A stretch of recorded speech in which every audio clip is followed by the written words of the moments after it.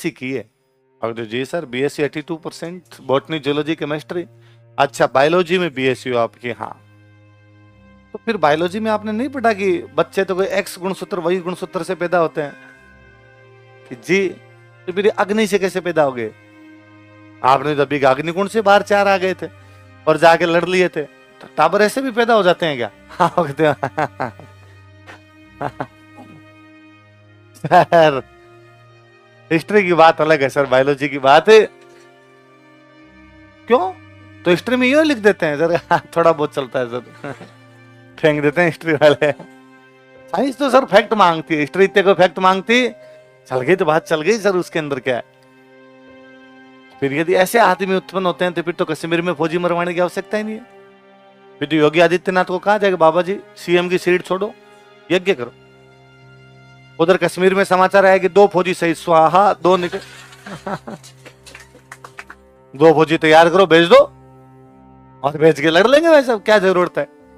तब उनको कहना कि नहीं सर इन कहानियों के सिंबॉलिक इंपॉर्टेंस है। कैसी इंपॉर्टेंस है? प्रतीकात्मक महत्व है। कैसा महत्व है? जब कभी मनुष्य शुरू में रहने लगा होगा, कि जब कभी ह्यूमन सिविलाइजेशन डेवलप हुई होगी, तो ह्यूमन सिविलाइजेशन जब भी डेवलप हुई तो मनुष्य के सामने 2 बेसिक चैलेंज क्या थे? तो बेसिक चैलेंज थे खाना और पीना। क्या खाऊंगा और क्या पीऊंगा? तो पीने के लिए तो सिंपल सा था, नदी के किनारे जाकर रह जाओ, तो नदी में पानी खूब सारा है, इसलिए दुनिया की तमाम सभ्यताएं नदियों के किनारे विकसित हुई। किसके किनारे? नदियों के किनारे। दुनिया की सबसे प्राचीन सभ्यताओं में से एक सभ्यता मिस्र की सभ्यता, इजिप्ट देश की। तो नदी है नील, नाइल रिवर जिसको आप बोलते हो, नाइल सिविलाइजेशन है वो। दुनिया की पुरानी सभ्यताओं में से एक सभ्यता इराक के अंदर थी, मेसोपोटामिया। कौन सी थी? 2 नदियां वहां पे, दजला और फरात। कौन सी नदियां? जिनको आप इंग्लिश में कहते हो टिग्रिस और यूफ्रेटस। तो टिग्रिस और यूफ्रेटस किनारे। दुनिया की पुरानी सभ्यताओं में से एक हमारी इंडस वैली, सिंधु घाटी सभ्यता जिसको हम कहते हैं। नदी का नाम सिंधी, अंग्रेजी में जिसको आप इंडस कह देते हो। मतलब दुनिया की सब पुरानी सभ्यताओं के नाम ही नदियों के नाम पर है। इसका मतलब मनुष्य की सभ्यताओं का विकास किसके किनारे हुआ? तो पीने के पानी की तो समस्या क्या हो गई? खाएगा क्या? तो जंगल के अंदर या तो जड़ कंद मूल फल फूल मिल जाएंगे, खा लो। और जानवर भी थे, मांसाहारी शाकाहारी दोनों प्रकार का भोजन हो सकता है, जानवर मार के खा लिया करता था वो। पर उसके सामने एक तीसरा चैलेंज आया नेचर की तरफ से। कहां से आया? कि वो नदी के पास में रहता है। कभी ऐसा हुआ कि नदी में एक रात भयंकर पानी आया, उड़ गया वो सब कुछ, जो कुछ उसके पास था सारा नदी बहा के ले गई। कोई बच्चे खेल रहे थे तो बच्चे भी उसके अंदर नदी में बह गए, उसका सामान पड़ा था तो वो नदी में बह गया। उसको लगा अरे ये क्या है, सदा शांत मंद बहने वाली नदी आज अचानक इतनी तेज कैसे हुई?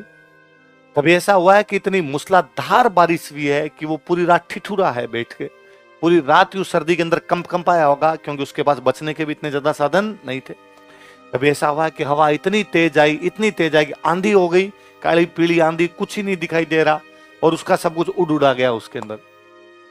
उसको लगने लगा कि कोई ना कोई एक पावरफुल बंदा है जो ये सब करता है। कोई ऊपर एक बंदा बैठा है जो एक बटन दबाता है तब ऊपर से बारिश होती है। बटन धीमे दबाए तो बारिश धीमी हो, बटन तेज दबाए तो बारिश तेज हो। कोई नदी के पीछे जहां इससे नदी शुरू होती है वहां कोई एक बंदा है जो बटन दबाता है जहां से नदी रवाना होती है। बटन धीमे दबाता है, नदी रेगुलर जैसे बहती है वैसे। कभी बटन तेज कर देता है तब नदी बहुत तेज बहती है, बाढ़ आ जाती है। कोई एक बंदा है जो हवा चलाता है, वो बटन तेज कर देता है तब जो हवा तेज चलती है, आंधी आती है, मेरा सब कुछ उड़ जाता है। इसका मतलब वो मेरे को परेशान करता है। तो क्या करूं मैं? तो मैं उसको राजी रखूंगा ताकि वो मेरे को परेशान ना करे। तो मैं राजी कैसे करूं? वो तो नॉट रीचेबल है, मैं उसको जानता नहीं हूं। तो कोई ऐसी चीज जो उस तक मेरा मैसेज पहुंचा दे। तो पावरफुल है वो बंदा, इसलिए मैसेज पहुंचाने वाली चीज भी क्या होनी चाहिए? पावरफुल। उसकी जीवन में सबसे अधिक पावरफुल कोई चीज थी, वो थी अग्नि। वो क्या थी? क्योंकि अग्नि के माध्यम से वो आग जला के अपनी सर्दी गर्मी में काम लिया करता, अग्नि के माध्यम से जंगल जला के रहने की व्यवस्था किया करता, अग्नि के माध्यम से वो अपना भोजन पकाया करता था, अग्नि के माध्यम से वो अपनी लाइट किया करता था। तो उसके जीवन में सबसे महत्वपूर्ण क्या था? अग्नि। उसने अग्नि जलाई। अग्नि जला का है अग्नि देवता, तुम जाकर कहो उस पानी वाले देवता को, बारिश वाले देवता को, इस बार बारिश हुई नहीं, थोड़ी कर दे। उसने नाम सोच लिया कि उस ऊपर वाले का नाम इंद्र है।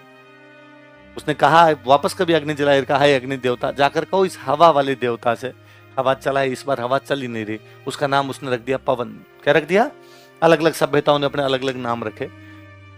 इसलिए आज दिन तक हमारे बारिश नहीं होती है तब हम यज्ञ कर लेते हैं। गांव के अंदर यदि 3-4 साल तक बारिश नहीं हो तो क्या किया जाता है? यज्ञ किया जाता है और 99.99% मामलों में बारिश आ और जाती है। इसलिए हमारा विश्वास और दुगना हो जाता है कि अरे यार, इंद्र को राजी करने का तरीका क्या है? यज्ञ। यदि हम यज्ञ करेंगे तो बारिश हो जाएगी। तो वो ऋषि भी ये जानते हैं कि ये जो 4 योद्धा हैं, इनको देवताओं का आशीर्वाद दिलवाना है। देवताओं के पास मैसेज कौन पहुंचा सकता है? कौन पहुंचा सकता है? तो 2010 के प्रीलिम्स का सवाल है, वह देवता कौन है जो हमारे तथा बाकी देवताओं के बीच में मीडिएटर है? कौन है? देखो, आज दिन तक हम शादी जब भी करते हैं तो बीच में अग्नि जलाते हैं। कभी ऐसा नहीं किया कि पानी की बाल्टी बीच में रख के फेरे काट लिया? फेरे तो लेने हैं, क्या है उसमें? हमने बीच में क्या रखी? अग्नि। और इस बार कभी कोई शादी देखो, फेरों में देखो आप, तो कभी नोटिस करना, पंडित जी के मंत्र सुनना। पंडित जी तमाम मंत्र वैसे बोलते हैं, हे अग्नि देवता, जाकर कहो बाकी देवताओं से इस जोड़े को अपना आशीर्वाद दे। हे अग्नि देवता, जाकर कहो देवताओं से इनको 7 जन्मों तक एक साथ रखे। जो भी उनके मंत्र है, वो सारे मंत्र अग्नि देवता को संबोधित करते हैं। इसको एड्रेस करके बोले हुए अग्नि को। इसका मतलब हम अग्नि को क्या मानते हैं? मध्यस्थ। क्या मानते हैं? मीडिएटर। किस किस के बीच में? हमारे और मैं और सिंपल एग्जांपल देता हूं। मंगलवार, आज मंगलवार है, हनुमान जी का प्रसाद चढ़ाते हैं। तो नॉर्मली घरों में चूरमा बनाते हैं, गांव के अंदर चूरमा चढ़ाते हैं, खीर चूरमा कुछ ही बनाओ, कुछ मीठा बना के चढ़ाते हैं। हनुमान जी तो शाकाहारी, पूर्ण शाकाहारी आदमी, तो मीठा बना के चढ़ाया जाए। तो क्या तरीका है? एक तरीका तो यह है कि मम्मी चूरमा बनाए, चूरमा बना के हनुमान जी की जो मूर्ति है उसके ले जाके चूरमा लगा दे कि लो हनुमान जी खाओ। आप भी क्या याद रखोगे, चूरमा खिलाया आज आपको। पर मम्मी ऐसा नहीं करती।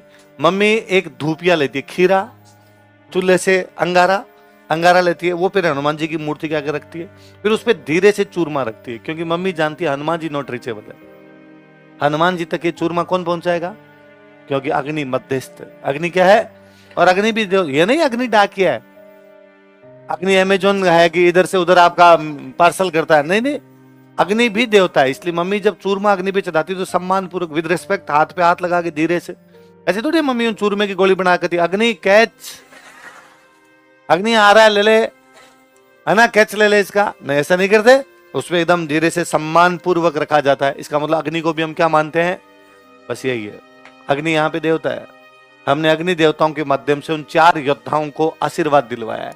आशीर्वाद दिलवाया, इसका मतलब उस यज्ञ से पहले उनका कॉन्फिडेंस कम रहा होगा, यज्ञ के बाद उनका कॉन्फिडेंस बढ़ गया होगा। और हम आगे देखेंगे इन 4 वंशों ने, चौहानों ने, चालुक्यों ने, परमारों ने, प्रतिहारों ने हमारी संस्कृति की रक्षा के लिए अपनी जी जान की बाजियां लगा दी थी। सर्वाधिक कोई लड़े थे तो कौन लड़े थे?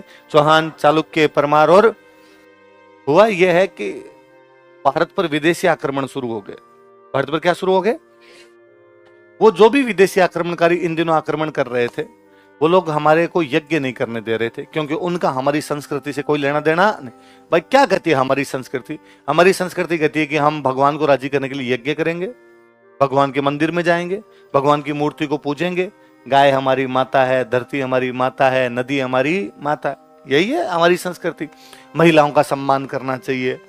लेकिन वो जो बाहर से जो लोग आए थे वो उसके ठीक उल्टे थे। वो यज्ञ नहीं करते थे, वो मूर्तियां तोड़ दिया करते थे, वो मंदिर तोड़ दिया करते थे, वो गाय को काट के खा जाया करते थे, वो धरती को माता मानते नहीं।